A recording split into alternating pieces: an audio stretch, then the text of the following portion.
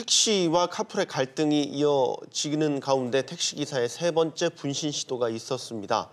당장 국회에서 열리기로 했던 대타협 기구도 기약 없이 연기되고 택시와 카풀이 모두의 소모전으로 기우는 것 아니냐 이런 우려가 점점 커지고 있습니다. 네, 16일부터 택시 요금이 인상되고 또 택시기사들의 처우가 좀 달라지면 카풀 관련 논의에도 새로운 전기가 마련되지 않을까 하는 기대도 있는데요. 양측의 평행선을 달리는 입장이 과연 접점을 찾을 수 있을지 자세한 내용 성공회대 신문방송학과 최진봉 교수와 짚어보겠습니다. 교수님 어서 오세요. 네, 안녕하십니까.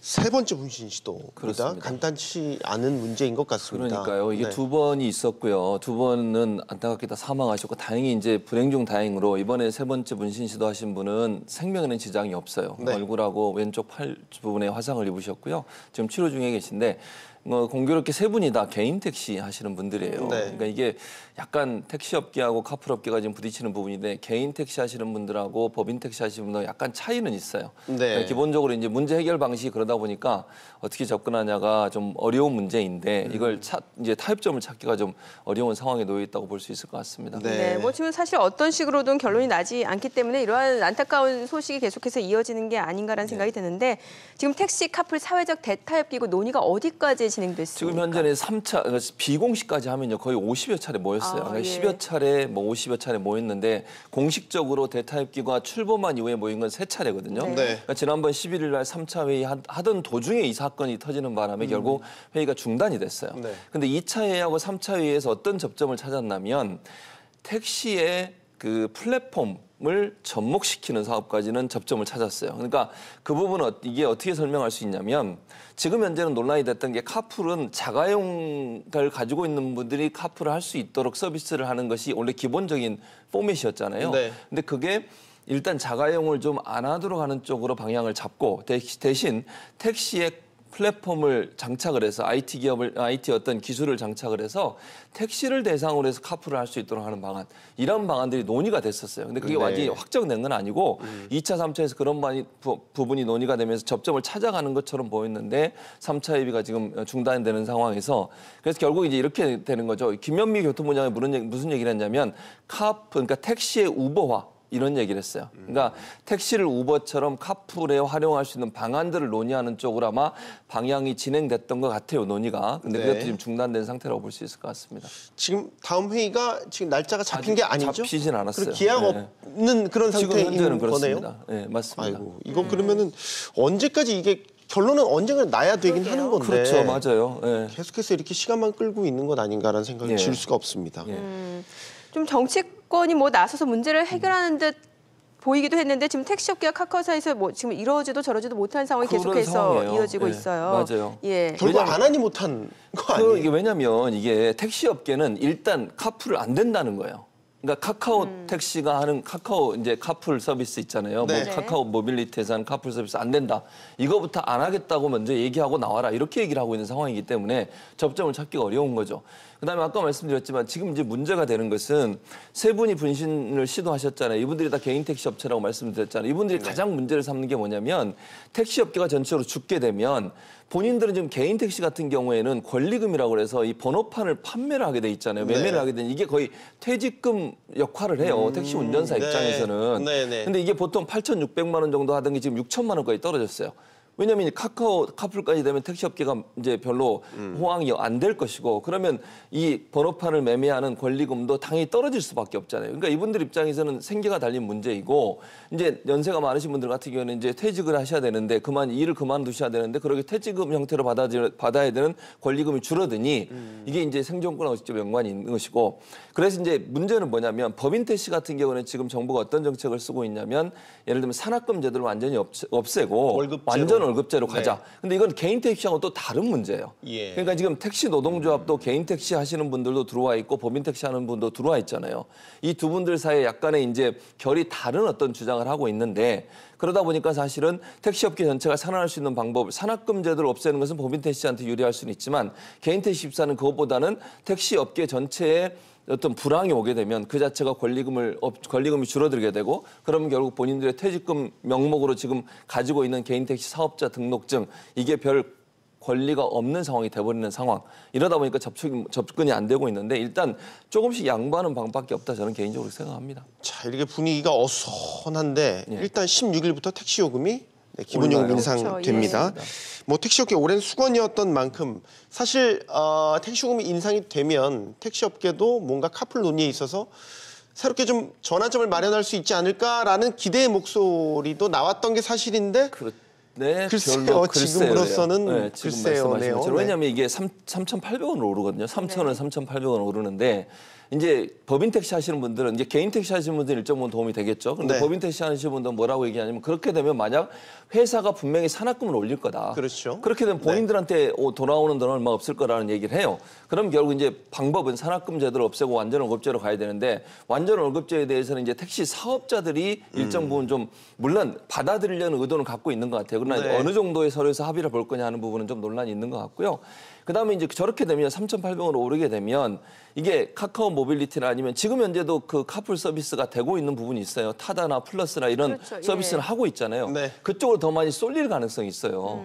그러니까 택시 요금이 올라가면 택시를 그러네요. 이용하는 비율이 떨어질 수 있잖아요. 예. 그랬을 경우에는 전체적으로 택시 업계 자체가 또다시 어려움을 겪을 가능성이 있어서 당장 오르는 것이 긍정적인 역할을 할지 물론 순간적으로 그렇게 될 수는 있겠지만 장기적 관점에서 봤을 때는 카풀을 활성화시킬 수 있는 요인으로 작용할 그런 위험성도 함께 안고 있는 부분이라는 생각이 듭니다. 네, 뭐 그런 비슷한 맥락에서 사실 소비자 입장에서는 그런 식으로 다른 수단을 이용할 수도 있고 네.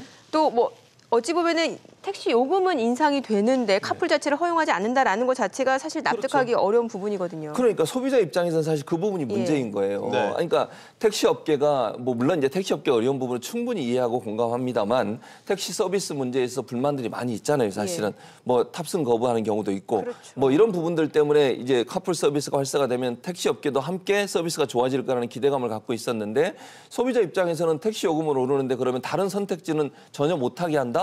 이랬을 때는 소비자들의 저항이 클 수밖에 없어요.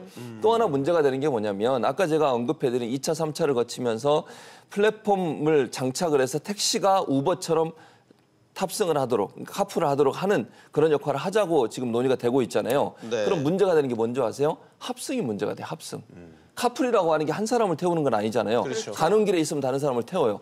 근데 택시 합승 같은 경우에는 불만이 많아요, 국민들이. 소비자 입장에서 그걸 받아들이기 어려운 부분이 있어요. 그러면 합승은 못하게 하면서 카풀을 하면 또 카풀의 역할 자체가 제한될 수밖에 없는 문제가 발생할 수밖에 없다. 그래서 양쪽이 여기에 너무 첨예하게 부딪히기 때문에 저는 일정 부분 조금씩 양보하는 방법밖에 없고 또 그다음에 택시 업계에서도 이런 지금 우리가 얘기 나누었던 분신과 같은 이런 극단적인 선택을 하시면 안 돼요. 이건 정말 그만하셔야 한다고 저는 생각하거든요. 그러니까 네. 정상적으로 본인들의 입장을 주장하는 건 좋지만 이렇게 너무 극단적인 선택을 하게 되면 이건 이제 그 개인한테도 상당히 어려움이 있을 뿐만 아니라 사회적으로도 논란이 될 수 있기 때문에 그런 부분은 좀 안 하셨으면 좋겠다는 생각은 듭니다. 네. 그 카카오 택시가 처음 나왔을 때 몇 년 네, 전에요. 네. 그때 사실 이거와 뭐 상황은 다르지만 어쨌든 비슷한 구조의 분쟁이 있었습니다. 그랬었죠. 카카오 택시가 택시 업계를 다 잡아먹을 것이다. 그래서 네. 택시 기사들이 굉장히 반발을 했었죠. 네. 우려 속에서 도입을 했는데 결과적으로 놓고 본다면 어느 정도 윈윈 효과를 효과가 얻었던 있었죠. 게 사실입니다. 맞습니다. 그렇다고 본다면 네. 카풀도 마찬가지 어떤 상생 효과를 누릴 수 있는 결과물을 낼 수 있지 않을까라는 생각을 가져요. 그렇죠. 그러니까 그런 전제는 뭐냐면 그럼 자가용이 영업을 못하게 해야 돼요. 자가용 영업을 못하고 택시만 카풀 영업을 하도록 한다면 그런 윈윈 효과가 있을 가능성이 있다고 봅니다. 네. 그러니까 지금 카카오 택시 같은 경우는 택시 업계도 일정 부분 이익을 보고 카카오도 일정 부분 이익을 보는 구조였어요. 그렇잖아요. 근데 카풀 자체를 하는 분들이 지금 원래 처음 시작할 때 카풀의 목적은 자가용을 갖고 계신 분들이 이제 근무 시간 이외에 전이 뭐 출퇴근하는 시간에 활용하도록 그 자가용을 활용해서 일정 부분 수익을 얻도록 하는 구조였지 않습니까? 네. 그건 택시한테 직접적인 불이익을 줄 수 있는 내용이죠. 왜냐하면 손님이 당장 줄어드는 거잖아요. 네. 근데 만약에 자가용이 영업을 못하게 하고 그런 카풀 영업을 택시 안에서만 카풀 영업을 하도록 만약에 한다고 하면 일정 부분 이익은 될 수 있을 거라고 봐요. 그래서 아까 2차, 3차에서 그 부분이 접점을 찾아갔던 거예요. 그러니까 플랫폼을 택시에 장착을 해서 택시만 카풀 서비스를 하고 그걸 중개하는 걸 카카오가 대신하는 거다. 이런 식으로 가면 택시업계하고 상생이 가능할 것 같아요. 그래서 아마 택시 노동조합에서도 일정 부분 그분을 받아들인 것 같은데 그렇게 되면 이제 아까 우리가 다시 논란이 되는 게 원래 처음 취지는 자가용을 좀 활용해서 쉬는 시간에 카풀 서비스를 해가지고 서비스를 높여보자고 하는 원래 취지와는 완전히 다르게 가는 거죠. 그럼 결국 이제 예전에 우리가 처음 계획했던 거와는 전혀 다르게 이제 택시에 카풀 서비스를 허용하는 쪽으로 허용될 가능성이 있다. 그게 아마 접점을 찾아가는 방법이라는 생각이 듭니다. 택시의 카풀이라 하면은 기존의 합승하고는 어떻게 거의 그러니까 그 부분이 또 논란이 된다는 거죠. 그래서 이렇게는 볼 수 있거든요. 합승을 하도록 만들어주는 제도가 될 수밖에 없어요. 왜냐하면 카풀이라고 하는 게 가는 방향이 같으면 가다가 몇 명을 태우고도 갈 수 있는 거 아니겠어요? 네. 한 분만 태우고 가는 게 아니라. 네. 그럼 택시도 그렇게 허용하지 않으면 실제적으로는 카카오 택시하고 별반 차이가 없어요. 그러면. 근데 그 부분은 아까 말씀드렸듯이 국민적 저항이 있을 수 있고 소비자의 저항이 있을 수 있어서 이 부분을 어떻게 소비자를 설득해내느냐가 또 논란이 될 수밖에 없는 거죠. 지금 일단 대타협 기구에서 나온 논의를 보게 되면은 자가용 운전자들과 카풀 서비스를 하지 않고 이제 택시 운전자들을 우선으로 택시와 플랫폼을 결합한 택시 서비스를 검토하겠다. 여기까지는 이야기가 나온 거죠. 네, 맞습니다. 예. 그래서 그 이상의 진전은 아직 안 되고 있는데 이 부분도 지금 우리가 논의했듯이 그러면 합승의 문제를 어떻게 해결할까의 문제가 예. 논란이 될 수 있고 원래 취지와 다르게 소비자들은 그러면 물론 택시업계 어려움 때문에 그럴 수는 있지만 정부가 택시업계 어려움 때문에 소비자들의 그런 요구사항이나 이런 부분은 전혀 이게 외면하는 꼴이 되는 수가 있어서 그럼 원래 카풀 서비스 시작하고 완전 취지가 달라지는 거거든요. 네. 그런 부분에 대한 논란도 충분히 일어날 수 있다. 지금은 뭐 그런 얘기가 안 나오고 있지만 만약에 합의가 돼서 그렇게 가기로 결정이 돼버리면 그런 논란도 충분히 나올 수 있는 상황이라는 생각이 들고 지금 현재 또 문제는 뭐냐면 아까 말씀드렸잖아요. 이미 서비스를 하고 있는 업체들이 있어요. 네. 그 업체들은 이미 시장 선점 효과를 누리고 있는데 카카오 입장에서는 나중에 뛰어들어가지고 별 효과도 없는 상황이 될 수도 있어서 카카오가 과연 그 부분을 적극적으로 받아들일까 하는 부분도 의문이 생기는 부분이기도 합니다.